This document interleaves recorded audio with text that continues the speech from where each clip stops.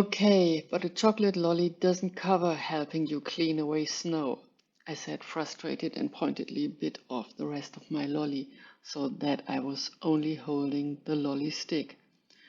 My dad just grinned and took his shoulder bag that he usually kept his calendar in and pulled out another batch of lollies, real ones made of sugar and not chocolate. If it has to be this way, we all sighed and trailed after my dad. The way that led up to Mitchell's church was steep, and we had to almost fight our way up. Lucky for us, a snow cleaner had already gotten rid of most of the snow, otherwise we would have had to plow our way through deep snow. All we had to do was sweep the maybe 20 stairs leading to the churchyard that were only covered in powdered snow.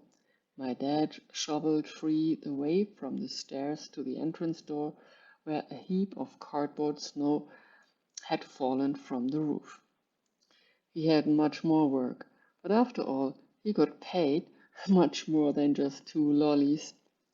Slowly but surely, the little actors of today's nativity play rolled in, dressed in colorful pom-pom hats, scarves, and woolen gloves.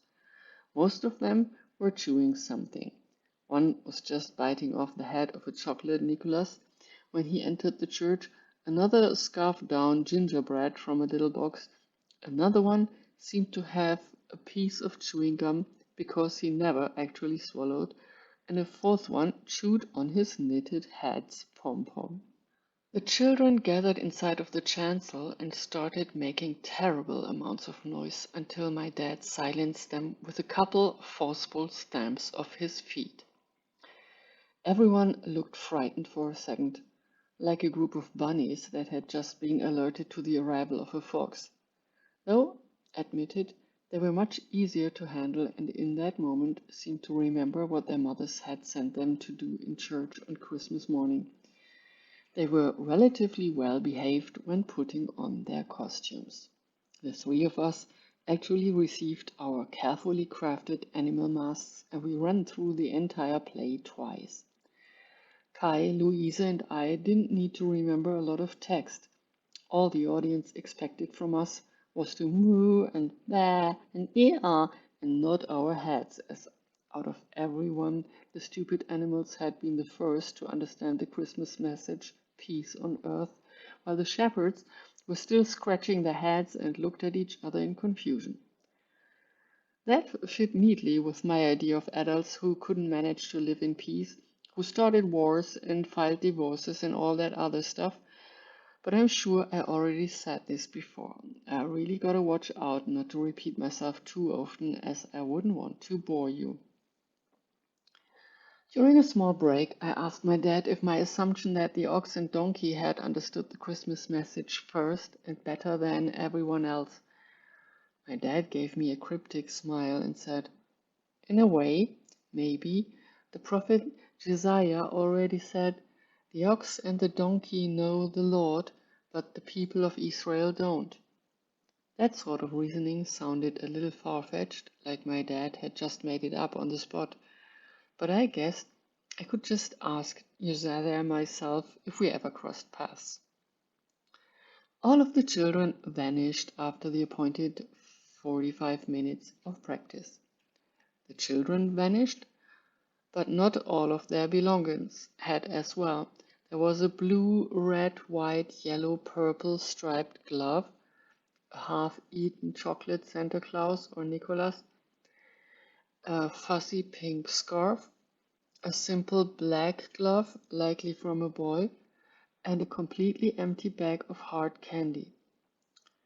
We could walk through the entire church multiple times and still find new items that had been left behind, because the children had roamed the entire church during the breaks. While looking for another half-eaten chocolate figure or abandoned glove, I noticed something different. A tall, mobile shelf near the entrance. Its main purpose being to display a bunch of brochures and information sheets visible and easy to take along for everyone who walked by. It was, as I immediately noticed, A lot of adult stuff, good and useful things. After all, most of it was about helping other people. There were brochures from missions for blind people, a leprosy relief organization, and disability workshops, and so on and so on. Yes, that shelf had accumulated a lot of information materials and leaflets. People didn't seem to rush to get a pamphlet for themselves like they would have if the shelf contained free rolls and meatloaf. Under any other circumstances, I would have given the shelf one look and been on my way. I didn't have a lot of money I could donate. I'd have to basically steal some to give some, which would kind of contradict itself. I spent a while just standing in front of the shelf. One of the compartments was completely empty, which admittedly did spark my curiosity a little, as every other compartment was nearly completely full. If something was missing, it meant that there might have been something particularly interesting. So I asked my dad, "Hey Dad, one of the compartments is empty. Do you know what used to be in there?" My dad approached, holding a large basket full of the different articles of clothing that he'd made the effort to pick up. He looked at the shelf and pretended to have a long think. "I'm not 100% sure, but to me it seems like this shelf doesn't contain any materials for Bread for the World. Usually, no one ever takes anything, but it happens, especially over Christmas, that people take a pamphlet for a good cause.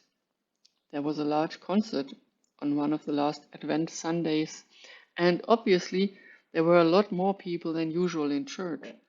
Maybe some of them had taken a particular in Bread for the World, and this year as well." He pointed towards a booklet with a cover picture showed a small child that looked to be from Africa, whose hands seemed to reach out in a plea for help. "Well, now that's an odd thing."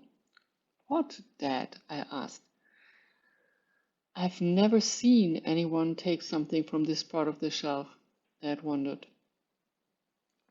Bread for the World is an organization that a lot of people know, but private sponsorships in Asia and Africa haven't reached that level of popularity yet. And this booklet tells of successful sponsorships in short biographies. I was sent 2 sample copies a while back, and I'm genuinely surprised that someone took one of them. I don't even know who in the parish that could have been.